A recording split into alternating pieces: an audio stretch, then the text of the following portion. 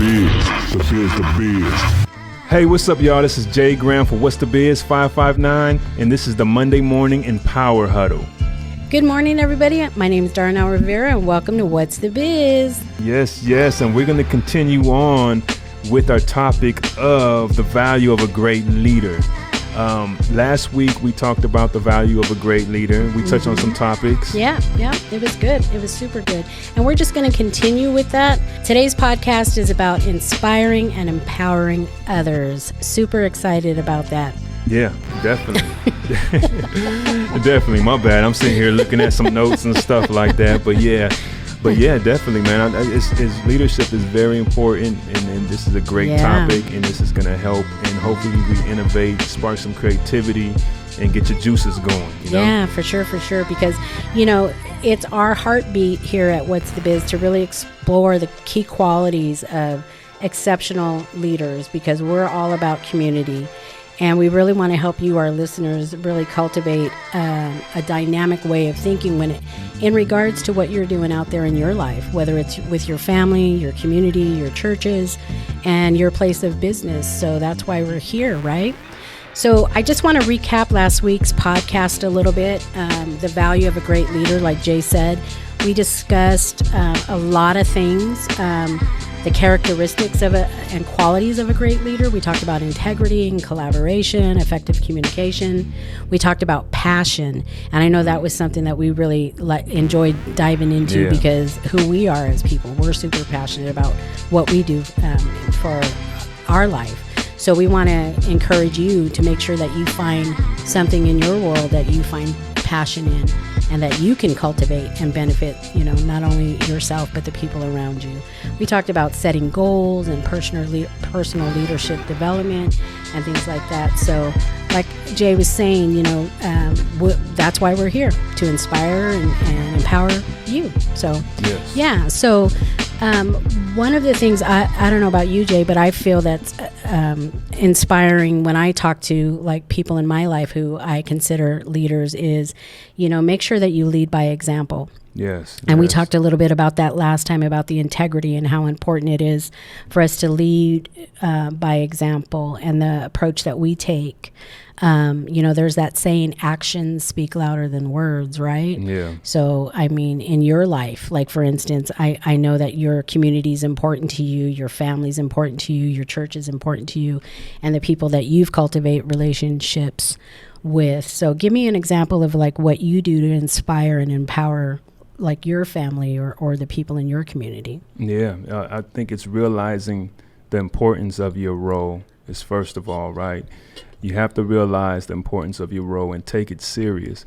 A lot of times we live our life unconsciously, and you really have to be conscious of what you do, because your little ones is looking at you, your wife is looking at you, your family's looking at you, and you never know who you inspiring that's around you. Right. You never do, you know, so it's very important to keep those in mind, and in doing so, you have to do things to make yourself better. Yeah, whether it's taking classes, and nowadays we have no excuse. There's there's YouTube University, there's Google, there's so much stuff that you can do. There's monthly fees that you can do, like what's the one, LinkedIn Learning. There's so many things. There's Udemy.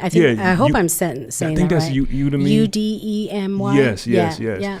And these are monthly $30-$40 a month. I found a program that I wanted to learn something about, and it was literally $8.99. Yes. So there's no excuse. There's no excuse. Google has free classes right now. They do. Yes, they do. They have free classes. So you have no excuse, right? It's always sharpening yourself up, because you have to be the inspiration to your family and your community and the ones that's looking up to you. You have to. Yeah. If you want to be a great leader anyway, you don't have to. You don't have to do anything. Yeah.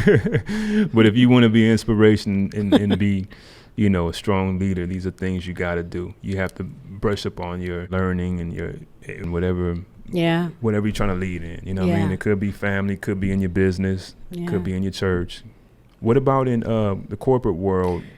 Well, I know for me, if I led a team in certain career areas of my life, I always wanted, of course, to show up and be the best that I could be, but I would always do a lot of training and development on the outside, right? And then I would do the team building and things like that, because you want to make sure that you show up as a team lead or a manager or So you did that outside of work? I would do stuff outside of work, just You for hear my that? own training and self-development. Yes, Yeah. outside of work. So Outside of some work. people work, and then once they leave, everything stops. Yeah. But I knew that there was something, a driving force inside of me, that I wanted to train and develop myself further, not only personally, but professionally. Yeah. It was more important to me to show up every day to be the best that I could be for my team. And there were times where maybe I wasn't feeling my best, or wasn't maybe going through a struggle in life or something like that. But I always learned in some way to separate it in a way that, okay, I'm going to hold value in this title with you, and then I'm going to take care of this way for myself personally. Right. And sometimes it's hard to separate personal and business, because I mean, think of how many crabby leaders show up in Monday morning slamming stuff because Right, they've right. maybe had a bad weekend with the family, or something else personal is going on. Yeah. I think if you have great leadership, the way you inspire and empower, you don't show up with that madness in a Yeah. sense. You find a way to breathe through it and say, okay, I'm walking into this place. I mean, I can think of all the hundreds of times I've literally sat in my car and, outside of my workspace saying, taking my breath and saying, okay, Darnell, don't take this in there with you. These people don't deserve you Right. showing up this way. The expectation is you're going to show up and you're going to breathe life into your team, and you're going to lead your team on this project, and you're going to be great at it so they can follow suit and be great at it.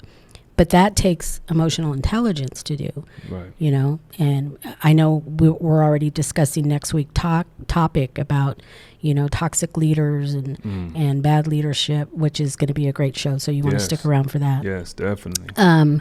But yeah, just kind of going back to what you were saying earlier about like how you show up and make sure that you want to, inspire and empower. I think it's really important to provide mentorship. Yes. I Yes. mean, I know a lot of people reach out to you for information, and I know you really value like giving insight to people, Yeah. on, starting a business, entrepreneurship, and what you're building here. Tell us about some of that.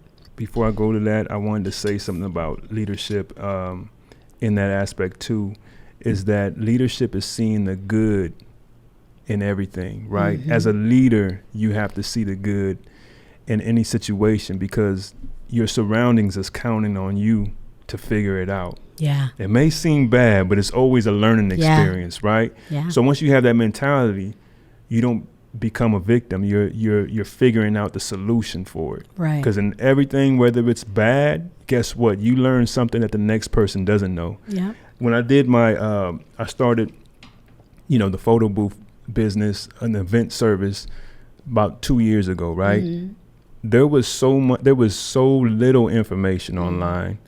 Everybody's trying to sell me something, but there was a Right. little bit of real good information, Yeah.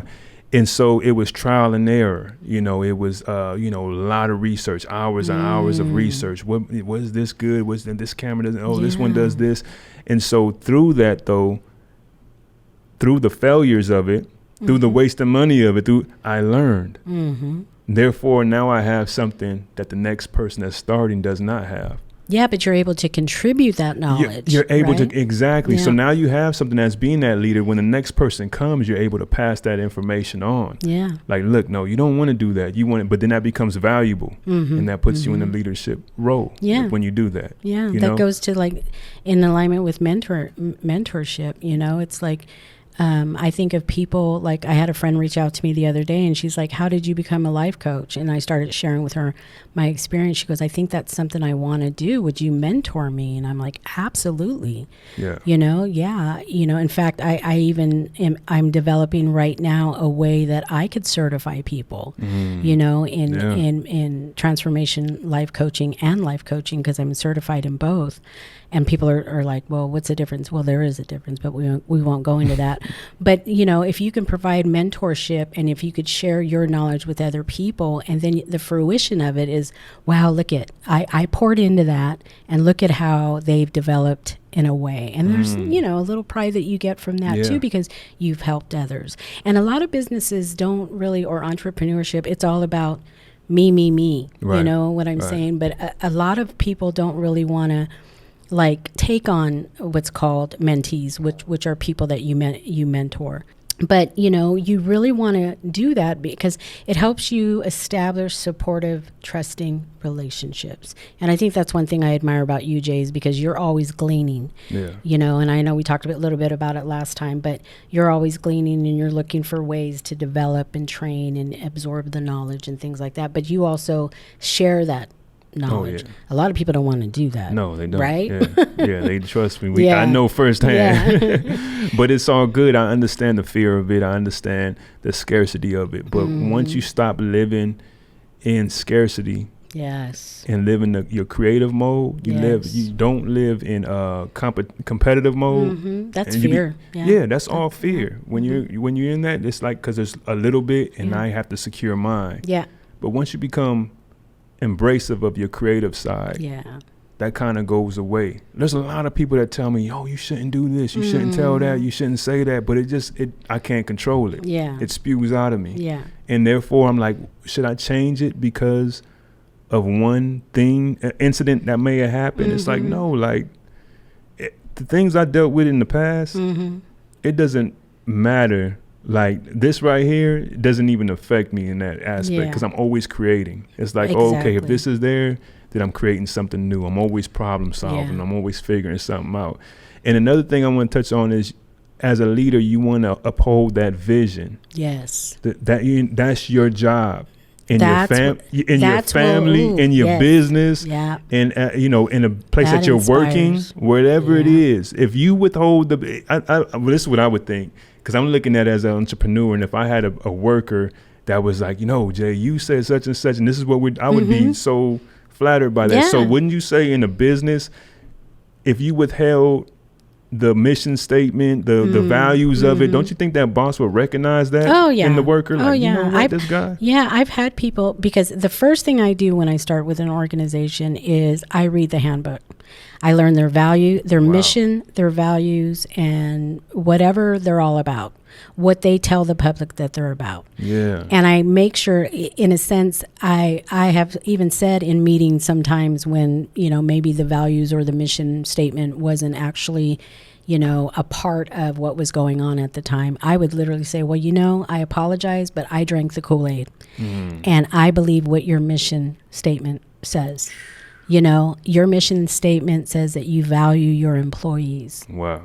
Let's make sure that that's the truth, and sometimes I'm cut down because of that. But if you're going to tell me that this is your mission statement, these are your values, ethically, this is what you're about, I'm going to own that for myself as I work for you. But not all people do that. And that's why you get paid the big bucks, Auntie. You know what I'm saying? That's exactly why. Because I've never heard nobody doing that extra work like that. And I think that's a check. I can imagine that being a check for that the person that's looking to hire. Like, wow, she's but the truth is, I haven't always been that. In my younger years, I just collected a paycheck. Right. But don't attach me to something that's powerful in public.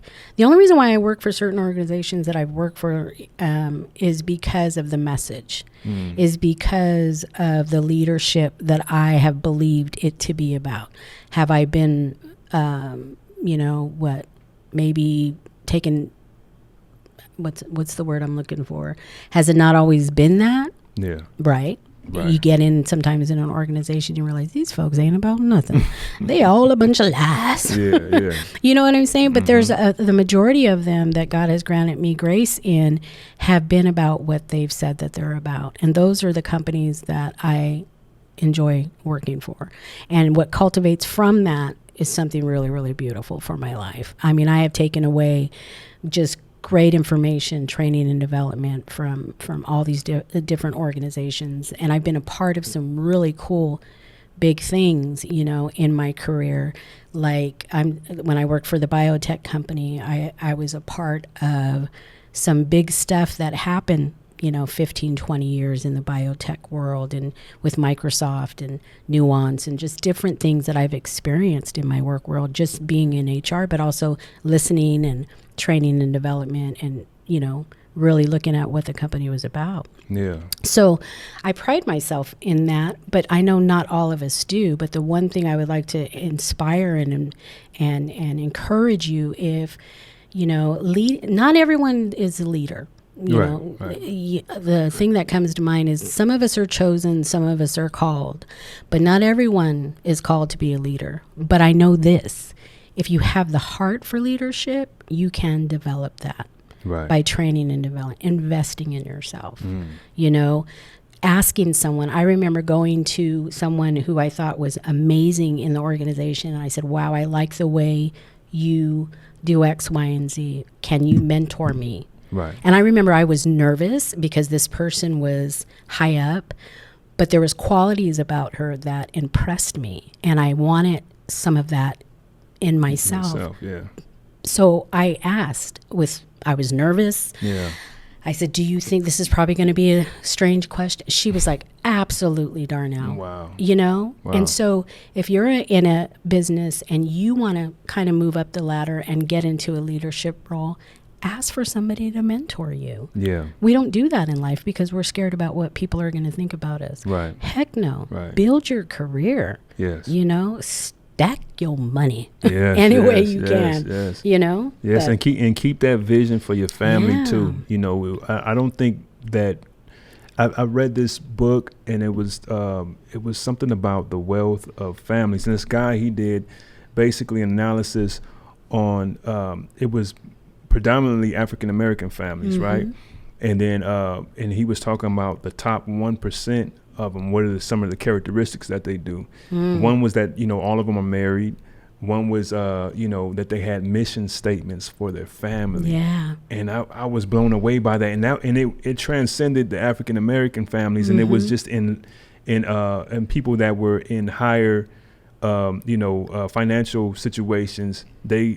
A lot of them carry that. Yeah, yeah. And it's amazing to see. But when you see the power in that you can give your kids, you know, something to look at every day. Like, oh no, we don't do that. We're Grams. This is who we're about. Such and such. Yeah. We're whatever your last name is. This is what we're about. That can carry on to your kids' kids, your kids' kids, and it keeps carrying on once you install this into your family. And I think, just seeing that now that I'm in the entrepreneur world and I see all these things like you know, like what is the value of a mission statement? What is the value? But then I'm like, that transcends business. If you carry this into your regular world, it's just really, like, oh, really wow. does. I mean, like when I think about, and just going back to what you said a little while ago, I think about people's homes that I have walked into, and sometimes on the wall it'll say, you know, we're family, we're about, you know, prayer, we're about this, we're about that. Or when you walk up to somebody's door and they're like, welcome, our family is about da da da da da. And I love those things because, and then when you get to know the family, you're like, that is a declaration. And they don't even, and again, a mission statement, right? Yeah. But they're literally declaring over their lives and over their family who they are. And that's their mission. That's their mission statement. That's their family values. That's their, you know, work, not so much work ethics, but that's their family dynamic. Right. You know, and I think those things are really, really super powerful. Yes. And I think more families should do that, you know, have, like you said, their mission statement.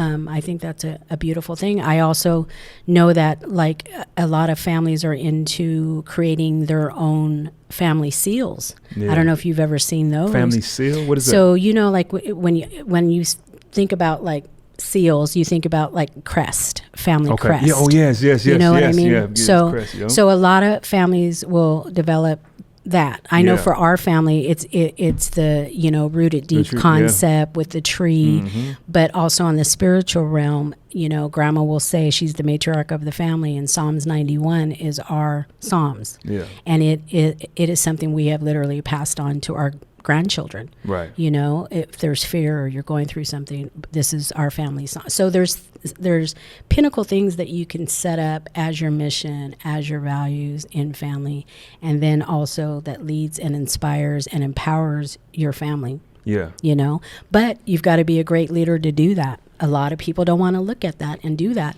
not only for their family, but I mean, think about it. If you're cultivating this wonderful dynamic in your home, that's just going to span out to community. Yeah. Right? Yeah. I mean, I know, Jay, you're super passionate about the things that you instill in your children, and Yeah. you know, and share maybe some of those things that you do to make sure that your kids are inspired, because you kind of turn the light on for them. Yeah, that's what it's about, is turning Yeah. on a light for them, because and you do it, you know, you do it through situations, like through our event business. For example, we had an event for Kauai, and it was a graduation ceremony, and through that I was able to drop a couple nuggets to my daughter. Yeah. You know, and it was in a sense of, look around, what do you see? Do you see you know, what type of people do you see here? These people seem good. Mhm. Okay, cool. How many, you know, and this isn't to downgrade, you know, the black experience, but here where we're at, how many black Americans do you see? Yeah. None. Only one black person in there, which is from Africa, which is, you know, African. You know, how many Mexicans? Very few, right? How many people look like our family in here? None, little to none. You know what I'm saying? Yeah. So, you know, in saying that is to say that these other cultures take priority to making their family successful. Right. And you have to look at that, and I admire that Right. about these different cultures. Right. You know what I'm saying? I admire, oh, wow, they take education serious. They're not looking at sports. Mm-hmm. You know, in our culture, sports is the number one thing that It's we're the looking way- at. It's our way to the get way out. out. It's Yeah. our way out. Yeah. You know, when I was coming up, it was music, you know, sports, and that pretty much was it. Or the military. hustle. And, yeah, the hustle, of course, and then the Or the military. And the Yeah. military. That was it. You know, in these different cultures, they're coming here and they're taking advantage of our system, because in a good way, Yeah. that we're not seeing the advantage of it, or we're not teaching each other the advantage of it. Right. And they're taking, you know, priority in education Right. and all these things. So it was a teachable moment to where I can show her, look at this. This is where I want you to be in rooms like this. And the only way to do it is education, hard work, Yeah. and being and continuing on. And you will be in these rooms like this. This is where I want your group of friends to be in. This is where I want, you know, you to find your husband and you know what I mean? This is the kind of environment, but don't be afraid to tell your kids that. No, You got to teach them through your experiences and stuff, and when they're there by your side and stuff like that. That's how you can teach them. And yeah, and then honestly, be honest with them about, you know, I know one of the things that I share with my children sometimes is my regrets, not in a way like, oh, woe was me, but just to, or even conversations I have with my grandchildren who are getting ready to go to college and are in high school now, and they can understand, you know, Grandma had this opportunity, but I blew it, and learn from that, because, you know, that's one of the things that I, you know, think about, shoulda, woulda, coulda. I don't try to live in a negative way in the past, but just to inspire and just to really empower and just say, here you have this beautiful opportunity for yourself. But I like how you develop your children in that realm of inspiration. It's like, you don't tell them like, you know, look at it's all bad, and we're all no. You shine a light and you say, hey, look at this. Yeah. But this is the level in your life that I want you to aspire to get to. Right. And that's how you lead a beautiful family. Right. You know? And they can get there. They can. And as long as you keep inspiring them. Yeah, for sure. And pushing them pushing them to be that. And don't do the shortcuts, because sometimes we forget about the hard work. You know what I'm saying? Yeah. So that means parents, you have to tell your kids to read. That means you got to put them on schedules. That means you got to get on their behinds, because they're not going to do it they're kids. They're not going to do it themselves. You know what I mean? Yeah. You got to get on them, you know? I remember talking to a friend one time, and she said, when they're in trouble, we take their phones, we take their games, and we say, you have to read these books, and you have to, tell us about these books, which is okay. However, I don't think it's you start associating with punishment. Yeah, it's like I want my kids or grandkids to be inspired. Yeah. Just hold up that thing and say, hey, there's some knowledge here, because knowledge is power. Yeah. And it's like, well, can you find another punishment? Because then they will.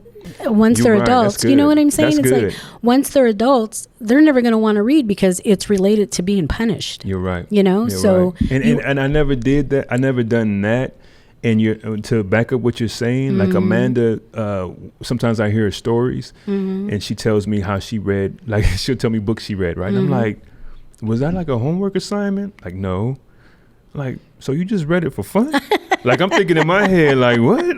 Like, what are you talking about? You read that? You read what? Like, you read, what's the one with the magic and all that everybody, Harry Potter? Oh, yeah. Like, you read Harry Potter when you was a kid? Was that part of your, no, we just read it for fun. I'm like, but now I see the value in it, because I'm looking at my kids, like my oldest, she reads all these different books for her pleasure. And that's going to make the difference versus, no, you have to do this, you have to do that. But like if you associate it with pleasure, and that's one thing I see that they're doing. Ari is associating it with pleasure now. She wants to read to us. So you got to encourage that by letting them, don't blow them off, when, especially when they're in that field of wanting to show to you that they're doing it, Right. And so, that's definitely very important. Yeah, you want to encourage the books, because, again, knowledge is power. I remember that reminded me of when I was younger, and I went to a slumber party. I think I was like in 8th grade, and everybody was, making their bed and getting ready we were all in the den at my friend's house, and we're all, getting our beds and jammies and stuff on, and everyone was getting comfortable. And I went into my bag, and I got a book out, and I remember laying down, opening the book and reading. And one of the girls who came out of the next room, she goes, "You're reading a book?" And I go, "Yeah." I go, "I like to read." And she goes, "That's weird." And I remember in that moment, I looked around the room, and everyone was and I felt like, oh my, as a kid, you're so like, I'm like, what's wrong with what I'm doing? Wow. But we want to make that a natural thing that happens with our children. And I have to give credit to my mom. When we were little, my mom would read to us. Oh, wow. And then that helped develop language. It helps develop, this cognitive strength that people, so you can navigate through life and have great conversations and spell good. Right. So that's good. I think that's super, super important. But I wanted to read something real quick in that I found, and I just wanted to share it briefly. This is about becoming an inspirational leader. It says, by consistently embodying the values and vision you seek to instill, empowering and supporting others to achieve their fullest potential, and maintaining a clear and compelling direction, you can inspire your team, you can inspire your community, you can inspire your work world, you can inspire your family to surpass their limitations and achieve extraordinary results. Remember, true inspiration stems from genuine passion, empathy, and a commitment to make a positive impact on the lives of those you lead. Don't forget that. What are your thoughts on that, Jay? That's good. That's good. That's all I got. That's good. Stamp of approval. That's real good right there. Yeah, but I know that you too in your vision for Jay is a visionary. So and I think I've shared this before, but when you have conversations with Jay about like, hey, you know what I was thinking maybe we should da da da da. You could see his eye, something shifts in his eyes, and he begins to just go with it. And those are the people you want to have as leaders. You want to have people that are not only going to live a life of inspiration, but you want to have those around you that will empower you.